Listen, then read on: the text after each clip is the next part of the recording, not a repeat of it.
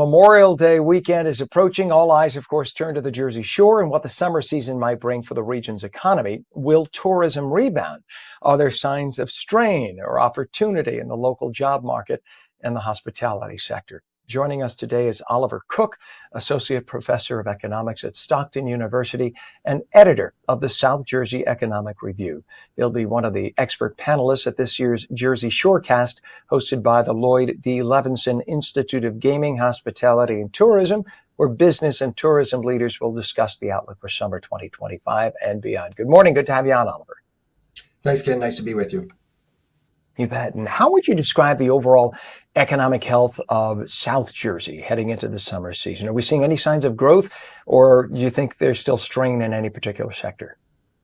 I actually think that the first quarter of the year actually held up pretty well, perhaps somewhat surprisingly. The regional economy had job growth of about 4% year on year through the first quarter, which was very good. It was relatively broad-based, probably mostly led by job gains in restaurants and bars industry, as well as the retail trade sector. The one area of the economy which is a little bit kind of interesting that did not hold up very well year on year was actually the casino gaming industry. Employment was down rather significantly. So it's a little bit odd. The casino hotels, of course, are in the hospitality industry, so too are the restaurant and bars component. So it's kind of a mixed bag. But again, as we kind of move ahead, into thinking about the summer shore season kickoff with Memorial Day weekend, it'll kind of be interesting to see what starts to happen, especially as it relates to the casino hotels. I'm just wondering how much of that has to do with online gaming. I mean, I know it's a different experience, obviously, to show up in person and play with the big, loud, colorful machines and sitting at a table and playing blackjack. But we have online gaming in New Jersey, and I guess people who are sort of on the edge of being addicted to gambling have that as something for them as an alternative. Do you think that may have had any kind of an impact?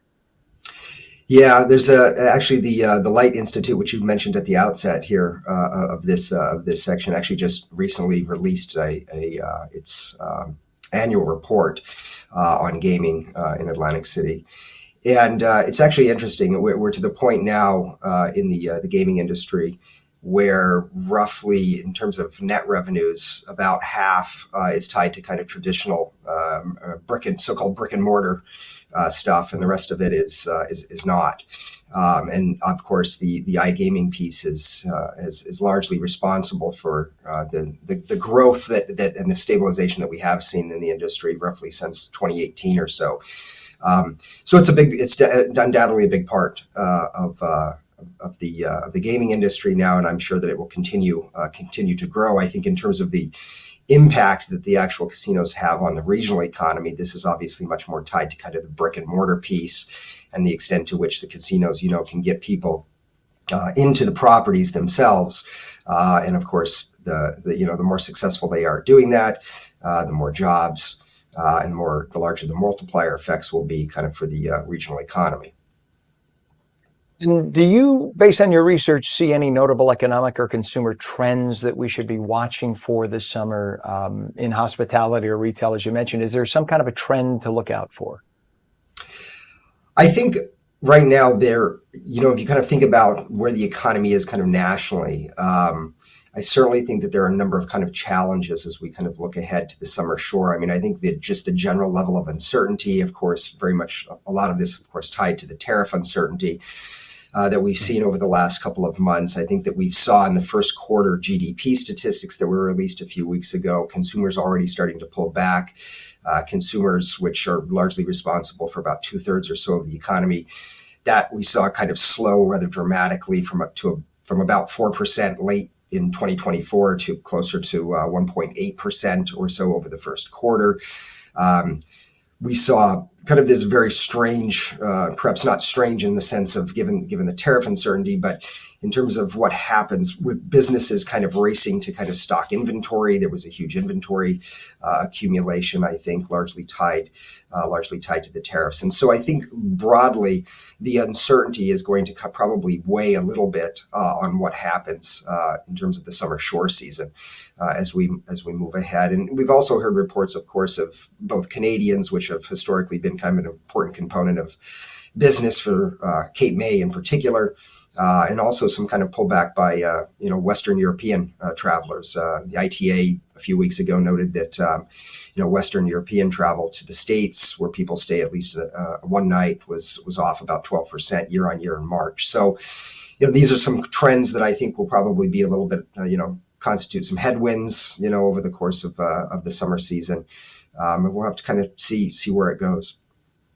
Yeah, I live part of the year in South Florida, and Hollywood, Florida, specifically where I used to live, is probably this time of year, or I should say in the cold weather months leading into the spring, it's usually about 50% Canadian snowbirds, pardon me. And so what we have had in part of the season toward the end, when there was a whole conflict, of course, between the president and Canada talking about making it the 51st state, you had a lot of people who decided to leave early, who decided not to come. But then suddenly I'm hearing from friends of mine who own hotels in Fort Lauderdale and Hollywood that now there's a resurgence. Somehow, I guess, post-election, there's been a resurgence and they're getting a huge number of bookings from Canada. I guess now that their own government issues have been resolved in Canada, there's a sense of confidence and pride again restored for the Canadians. So I'm hoping that happens for us being a New Jersey resident. I'm rooting for us, obviously, here in New Jersey. Do you think that there are any promising developments, though, or opportunities on the horizon that we may not be talking about yet for South Jersey's economy that will be beyond the summer months? Yeah, I do. I mean, I think that there are a lot of efforts ongoing, longstanding for several years now, especially in light of going back to kind of this wave of casino closures that we had roughly going back to starting in early 2014. There's this retrenchment period, right, for several years.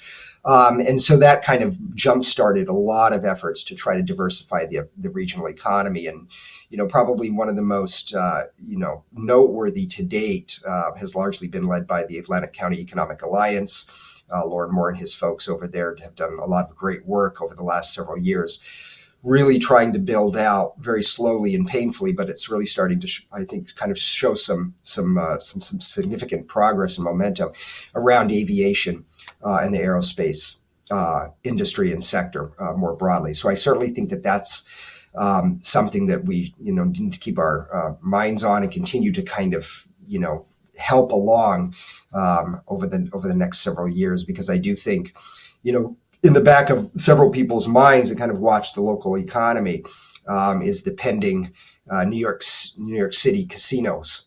That I think a lot of folks are starting to talk about and worry about, frankly. And so, who knows, whether or not we get one downstate casino or three, which I think a lot of folks, are kind of guessing at this point what it's going to be. These licenses are apparently going to be announced in December later this year.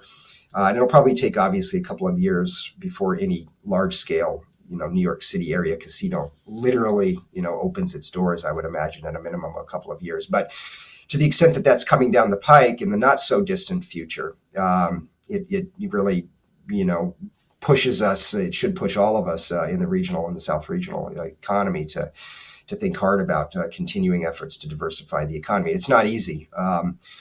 Building industries obviously doesn't happen overnight. Right. It takes a lot of effort and a lot of stakeholders obviously involved in the process, both from Trenton to local development officials, local politicians, and others. I'm with you, Professor, and it just diversification is something we should have been thinking about 50 years ago. Trying to put all our eggs in the basket of gambling and casinos wasn't maybe the brightest idea, but we can only keep our fingers crossed at this point and hope. The one thing we have, though, that New York City will never have is that we have that beautiful shoreline on the Jersey Shore. So you could enjoy your beach in the day and do your gambling at night and still have a nice full vacation in just a few days. And it's an easy drive for anyone in the Thank you. state. Oliver Cooke, Associate Professor of Economics at Stockton University and editor of the South Jersey Economic Review. Thank you so much for being with us. Please come back again, sir. You bet. Thanks a lot, Kim. Thank you, sir.